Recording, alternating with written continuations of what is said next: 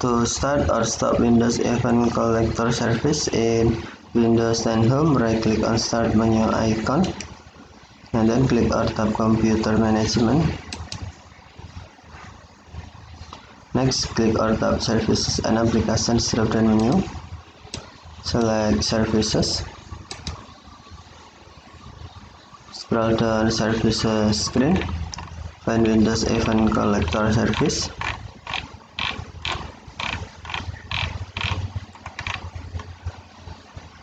And then right-click on Windows Event Collector.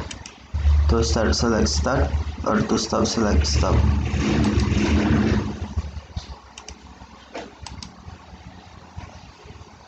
The service manage persistent subscriptions to event for remote source that support WS management protocol.